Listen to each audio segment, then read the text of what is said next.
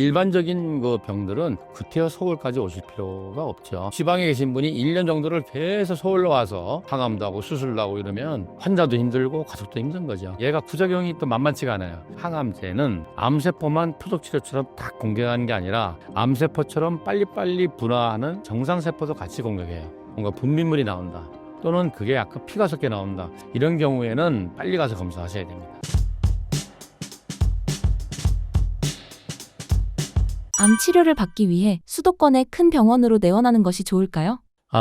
그게 케이스 바이 케이스인데 어떤 환자분의 사정에 따라 다를 텐데, 예를 들어서 조금 케이스가 많지 않은 병이라든지 그 지역에 어떤 큰 종합병원이 없다든지 그럴 때는 당연히 똑같은 질환을 많이 경험해 본 그 큰 병원에 가시는 게 맞겠죠. 근데 아주 일상적인 것들, 일반적인 그 병들은 구태여 서울까지 오실 필요가 없죠. 제가 고향이 지방이기 때문에 저희 지인들이 문의가 많이 와요. 우리 지역의 대학병원을 못 믿으니까 서울에 빅5를 예약해달라 그러는데, 내가 필요한 분은 예약을 해드려요. 그러나 필요하지 않은 분은 올 필요가 없다, 오면 고생이다. 예를 들어서 유방암이다 그러면 유방암은 얼마나 많아요, 환자가. 우리가 여성암 1위가 유방암인데, 그러면 우리나라 전 지역마다 거점 대학병원이 있잖아요. 그러면 거점 암센터가 다 있어요. 거기에 유방암 환자는 어딜 가도 많아요. 그리고 암은 표준 치료를 할 때는 치료 과정이 동일해요. 그죠? 의사 선생님이 마음대로 치료 과정을 바꿀 수가 없어요. 그게 학회 가이드라인이 있어요. CCN 가이드라인이라고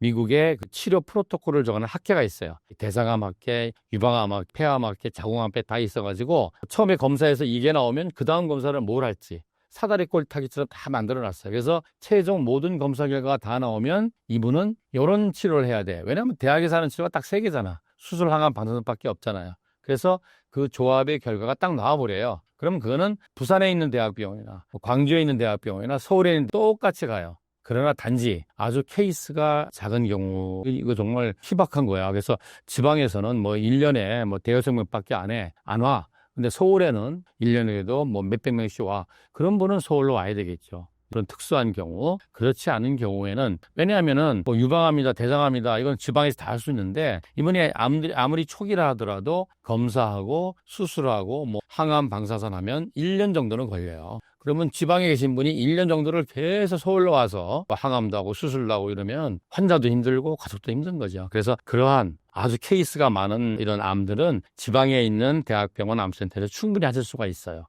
그러나 이제 예를 들어서 케이스가 아주 희박한 병이라든지 아니면 표준 치료가 다 끝났어. 그러면 이제 임상시험에 들어가는 약들을 쓰잖아요. 그때는 대학마다 쓰는 약이 좀 다를 수가 있어요. 그때는 인터넷 서칭하셔가지고 우리 가족의 이런 암인데 표준 치료를 다 했는데 이제 임상시험을 하는데 어느 대학에 어떤 약을 쓰나 이런 걸 좀 검색해 보셔가지고 그렇게 해서 선별해서 치료하러 가시면 됩니다. 그래서 제가 거의 이제 표준 치료가 다 끝나갈 정도에 진행된 암 환자한테는 보호자한테 이야기를 해요. 요 약 다음에는 표준 치료가 없고 임상시험에 들어가니 한번 미리 알아보셔서 아버님과 똑같은 아들한테 그러지, 아버님과 똑같은 상황에서 부산대학은 어떤 임상을 하는지, 전담대학은 어떤 걸 하는지, 충남대학은 어떤 걸 하는지 한번 알아보시고 미리 알아놨다가 이제 표준 치료가 끝났다, 더 이상 약이 없다, 그럴 때는 미리 알아놓은 병원으로 가서 상담해 보시면 되겠죠. 명의가 따로 필요한 진료는 어떤 것이 있을까요? 저는 그렇게 생각해요. 항암이나 방사선은, 항암은 그 명의 선생님이 약을 만든 게 아니잖아요. 대부분 다국적 큰 제사에서 약을 만들어서 그걸 쓸 수 있는 그 적응증도 다 만들어 놨어요. 이러이러한 환자의 이 약을 쓴다. 근데 이 용량을 얼마를 쓰고 몇 주 간격으로 하고 결과는 어떻게 본다는 게 정해져 있기 때문에 명의가 필요 없지 않을까요? 두 번째, 방사선 치료는 컴퓨터가 시뮬레이션해서 타겟팅을 이 위치를 딱 파악해놔요. 그러면 그 방사선 치료 장비가 계속 그곳을 방사선 치료를 하기 때문에 이것도 명의 선생님이 방사선 치료하는 건 아니잖아요. 그럼 이제 수술 때문에 그러시는데, 예를 들어서 아주 드물고 희귀한 수술 같으면 이거를 가장 많이 해보신 선생님한테 가는 게 맞겠죠. 경험이 많은 분한테. 근데 일선생님들, 위암, 유방암, 대장암, 폐암, 이거는 어느 대학병원 암센터를 가더라도 그 센터에서 뭐 조금 이런 말을 하지만 밥 먹고 하루 종일 그 수술만 하는 외과 선생님들이잖아요. 그러면 1년 정도 해보면 명의가 되지 않을까요? 그래서 일반적인 상황에서는 구태여 명의를 찾을 필요는 없지 않은가라는 생각을 합니다. 항암제의 위험성은 무엇인가요? 이 항암제에 대해서는 제가 좀 말씀드릴 게 많아요. 항암제가 지금 이제 4세대 항암제까지 나와 있는데 1세대 항암제가 우리가 흔히 알고 있는 세포 독성 항암제예요. 완전 세포를 완전히 네크로시스, 완전히 박살내는 원자폭탄처럼 그렇게 하는 건데 전 세계적으로 이 세포 독성 항암 치료를 시작한 게 1980년대부터예요. 근데 사람들은 이게 조선시대부터 한지 알아요. 그렇지 않아요. 그러니까 역사가 지금 한 40년, 40 몇 년 정도밖에 안 돼요. 그래서 1980년대, 90년대 전 세계적으로 이 항암 치료를 엄청나게 했어요. 항암제가 개발됐으니까 10년 안에 항암제를 통해서 모든 암은 정보될 거라는 희망을 갖고 막 했어요. 근데 그게 안 되잖아요. 왜냐면 일단 항암제만 갖고 암이 치료가 안 되기도 하고 또 항암제가 부작용도 많고 수술하고 항암하고 완치가 되는 줄 알았는데 또 금방 재발하는 사람도 많고 그래서 미국에서 엄청난 돈을 들여서 인간 유전자 지도를 만드는 프로젝트가 있었잖아요. 그 이름하여 게놈 프로젝트라고. 그래서 21세기 1월 1일 날 2000년 1월 1일 날 미국의 클린턴 대통령이 연두 기자회견에 백악관에서 우리 위대한 아메리카가 인간의 유전자 지도를 다 완성했다. 이제 이 유전자 지도를 가지고 유전자 치료, 줄기세포 치료, 표적 치료 이런 거로 10년 안에 암을 포함한 모든 난치병을 다 완치시킬 수 있다라고 발표를 했어요. 그리고 타임지에도 일면 톱 기사가 나왔어요. 인간이 드디어 유전자의 비밀을 알아내서 모든 난치병은 이제 다 끝났다라고 했는데 타임지가 7년 후에 대문짝만하게 표지에 그게 라고 이제 한 거예요. 그래서 표적 치료제는 좋은 게 정상세포를 거의 건들지 않으니까 부작용이 없는 그런 장점이 있죠. 그러다가 또 이 표적 치료제도 한계 이런 거예요. 물론 폐암 같은 경우는 표적 치료제 도움으로 치료 결과가 많이 좋아졌지만 아직도 많은 대부분의 암들이 표적 치료제가 개발되지 못하고 있는 형편이에요. 그 다음에 나온 게 이제 면역항암제라고 그러죠. 면역감문제. 그래서 우리 몸속에 있는 면역세포가 암세포를 때려잡는데 이 암세포를 때려잡는 면역세포를 또 공격하는 놈이 있어. 그래서 이놈을 공격해서 없애버리면 면역세포가 활성화돼서 암을 공격한다. 이래가지고 면역항암제가 나와서 지금 또 많이 하고 있잖아요. 근데 이것도 아직도 좀 더 많은 암에 더 많은 효과가 있는 게 나와야 되고 지금 이제 임상적인 거는 이제 암 백신이라는 게 나와 있는 연구 중인데 이게 10년 안에 상용화 될 거라는 얘기는 합니다. 그렇게 우리가 이 사업을 배우신 20대 청년부터 60대 자영업 사장님까지 자기 건물 하나 없이 공간 사업을 운영하면서 월급보다도 더 많은 수익을 내고 있습니다. 선착순으로 모집하니까 서둘러 주세요.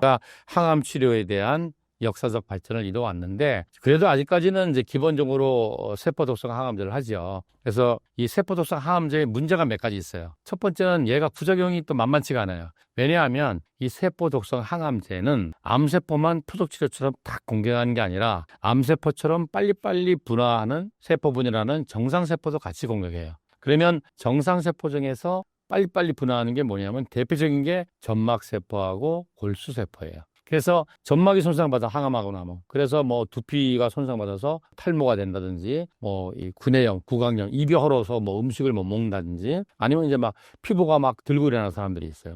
손톱이 다 빠진다든지 아니면 피부에 여드름 같이 난다든지 아니면 이제 소화기 점막들을 손상받아서 미식거리고 토할 것 같은 사람도 있고 실제 토하는 사람도 있고 또 속이 쓰린 사람도 있고 소화가 안 되는 사람도 있고 변비를 하거나 설사하는 사람도 있고 이래서 이제 항암 치료의 문제점 중에 하나인데 그래서 보면 세포 독성 항암제를 매일 할 수는 없어요. 그래서 보통은 3주에 한 번씩 해요. 하고 어떤 경우는 대장암 같은 건 2주에 한 번씩 하고 어떤 경우는 3주에 한 번 할 거를 3분의 1로 나눠서 매주에 일주 하고 일주 쉬고 이런 다양한 방법을 해요. 근데 또 우리가 환자분이 꼭 생각해야 될 게 내가 지금 어떤 약을 3주마다 항암을 한다 그러면 이 항암제가 3주간 항암작용을 계속 나타난다고 생각을 해요. 아니에요. 항암제는 하루를 넘겨서 내 몸에 작동할 수가 없어요. 그렇게 되면 정상세포가 살아남지를 못해요. 그러면 만약에 이 항암제가 24시간 작동하면 고혈압 약처럼 내일 또 항암하면 되잖아요.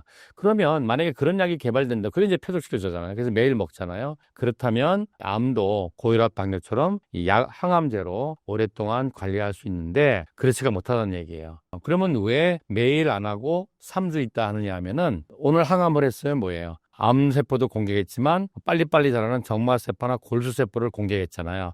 그러면 얘가 회복되기를 기다렸다가 3주에 하는 거예요. 그래서 항암제로 암을 끝을 보기는 아직까지 좀 빈약한, 좀 부족한 부분이 상당히 많이 있습니다. 그래서 항암 부작용을 잘 알아야 되는데 항암 부작용이 점막을 공격하는 것도 두 번째는 골수세포를 공격해서 골수라는 게 뼈 안에 있는 그게 골수인데 거기서 매일매일 피를 만들어내요.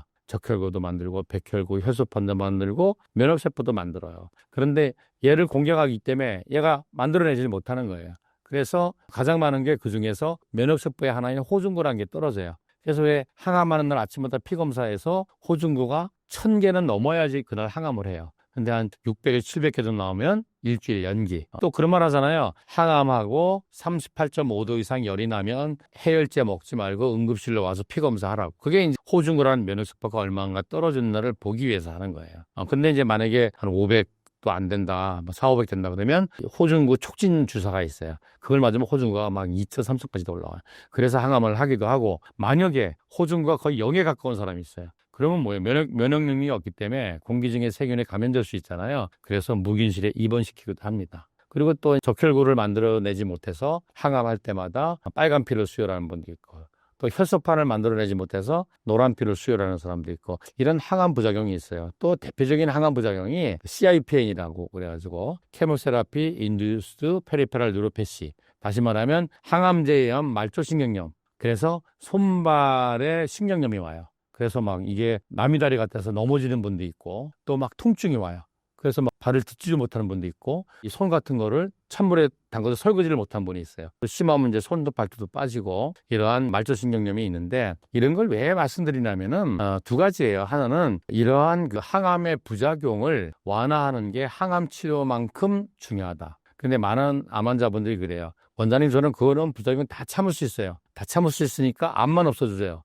그건 잘못된 생각이에요. 이 암이라는 게 몇 달 치료해서 없어지는 병이 아니잖아요. 좀 장기적인 관리를 해야 되는 병이잖아요. 그래서 항암을 하면서 나타나는 부작용들을 반드시 완화하는 치료를 하셔야 됩니다. 그리고 두 번째는 이게 뭐 손발이 저리고 걷다가 자꾸 넘어지고 막 이런 게 단지 항암제에 의한 부작용일 뿐인데, 환자분이 어떻게 많이 생각하냐면 일단 고통스러우니까 내가 이제 끝났나 보다, 나는 이제 안 되나 보다, 내가 이제 암이 너무 심하게 진행돼서 먹지도 못하고 토하고 설사하고 손발이 저리고 아프고 맨날 수혈하나 보다라고 생각하는 분이 의외로 굉장히 많으세요. 이거는 내 몸이 나빠진 것도 아니고 암이 악화된 것도 아니고 단지 약의 부작용이기 때문에 완화하는 치료를 열심히 하시면 된다라는 말씀을 꼭 전해드리고 싶어요.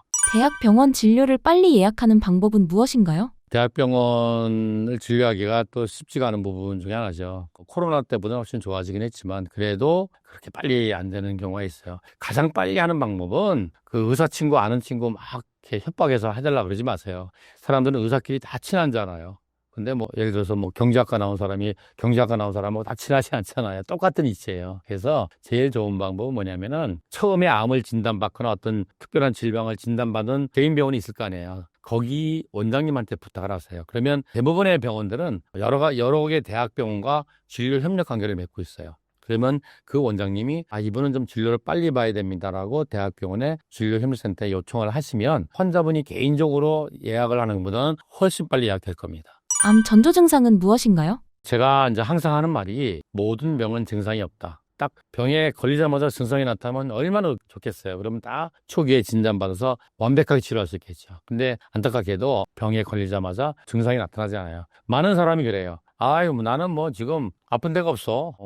그리고 뭐 밥도 잘 먹고 운동도 잘하고 나는 병원에 감기도 한 번도 안 걸려서 가본 적이 없어. 이런 사람이 제일 바보예요. 원래 병은 증상이 없어요. 어떠한 특정한 병에 대해서 특정한 증상이 나타났을 때는 그 병이 많이 진행돼서 치료 효과가 그렇게 높지 않을 때 정도가 돼요. 그래서 제가 항상 하는 말이 아무 증상 없을 때 열심히 건강검진 받으셔서 조기에 발견하시라. 우리 병원 암 환자분들이 많이 오시잖아요. 우리 병원은 오시는 암 환자분의 90% 이상은 우연히 건강검진에서 발견하세요. 나 담배도 안 피고 기침도 안 하는데 폐암이래네. 특별한 문제 없고 소화도 잘 되는데 위암이래네. 그런 분들 굉장히 많습니다. 그러나 이런 건 있죠. 우리가 신경을 써야 되는 것들. 특히 자기가 그 암의 증상을 볼 수 있는 게 암이 크게 두 가지가 있어요. 하나는 유방암이고 하나는 악성 흑색종, 피부암이에요. 피부암, 그래서 우리 이제 나이가 들면 이제 여러 가지 잡티나 점이나 사막이 생기잖아요. 그런데 그 중에서 보면 뭔가 좀 무섭게 생긴 놈이 있어요. 시커멓다든지, 울퉁불퉁하다든지, 경계가 명확하지 않다든지, 빨리 자란다든지, 이런 피부의 어떤 점이나 이런 것들은 미리 제거하셔야 돼요. 빨리 제거해서 조직 검사해서 문제가 없는 걸 확인하셔야 되고 생기는 족족 없애셔야 돼요. 두 번째는 유방도 밖에 노출돼 있잖아요. 그래서 유방암 환자 중에서 4명 중에서 한 반 정도는 요즘 교육을 많이 받아서 여성분들이 아세요. 생리 끝나고 나서 자기가 자가 검진을 해서 이상이 있어서 유방 검진하는 병원에 가셔서 검진을 했더니 그중에서 몇십 명 중에 한 명이 유방암이 되는 거예요. 그래서 유방을 나와서 자가 검진한다고 만져보는 분들 많잖아요. 그래서 만져서 뭔가 혹이 생기면 가서 검사하는데 만지지만 마시고 거울로 한번 보셨으면 좋겠어요. 이 가슴을. 그래서 뭔가 양쪽이 모양이 다르다. 아니면 유방의 한쪽이 뭐 푹 들어간 곳이 있다든지 피부가 뭔가 두꺼워지고 뭐 귤껍질처럼 울퉁불퉁한 게 있다든지 특히 그 젖꼭지에서 뭔가 분비물이 나온다. 그런데 보니까 한쪽 구멍에서만 나온다. 또는 그게 약간 피가 섞여 나온다. 이런 경우에는 빨리 가서 검사하셔야 됩니다.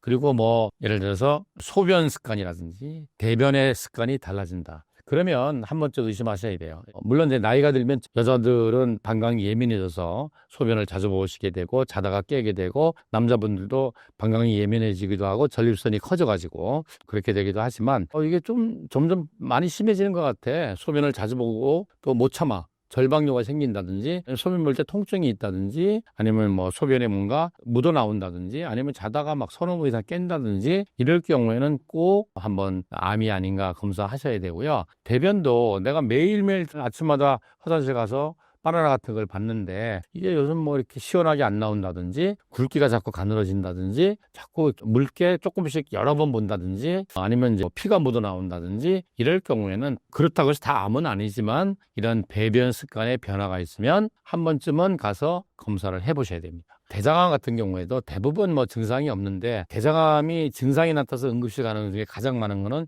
혈변하고 변비예요. 혈변을 봐서 응급실에 가서 발견된 분은 상당히 진행된 분이겠죠. 특히 직장 쪽에 암이 있으면 이게 점점 커지면서 직장을 막아서 변이 딱 막히는 거지. 그래서 변을 못 봐가지고 아무리 관장을 해도 뭐 관장약도 안 들어가고 이래서 가는 분들도 있어요.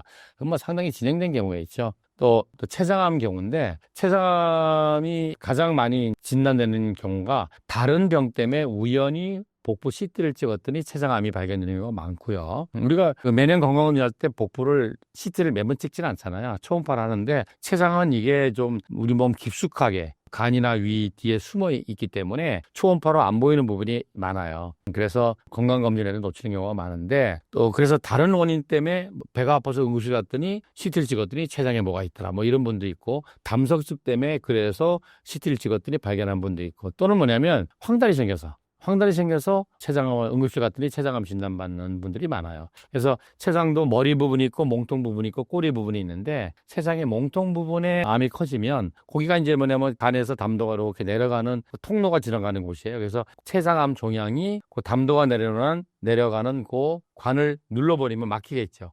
그럼 담도가 안 내려가서 쌓여가지고 황달이 생기는 경우가 있죠. 아주 드물지만 췌장의 몸통 부분에 암이 자꾸 커지게 되면 우리 몸의 모든 조직이 통증을 느끼지 않습니다. 통증은 통증을 느끼는 신경 파이버를 건드려줘야 통증이 나타나요. 그래서 그 췌장 몸통 뒤쪽에 척추 앞쪽에 우리가 통증을 느끼는 신경줄이 내려가요. 그래서 해필이면 그 근처에 췌장암이 생겨서 커져가지고 걔를 누르면 복통이 생길 수가 있죠. 복통은 또 방사통이라 그래가지고 췌장이 있는 데만 아픈 게 아니라 등 뒤로 가기도 하고 어깨로 가기도 하고 다양한 곳으로 방사를 해서 여러 군데 통증이 나타날 수가 있습니다. 그래서 그러나 제일 중요한 거는 증상이 나타나기 전에 건강검진을 해서 조기에 발견하는 게 가장 중요하다는 거를 제가 늘 강조하고 있어요.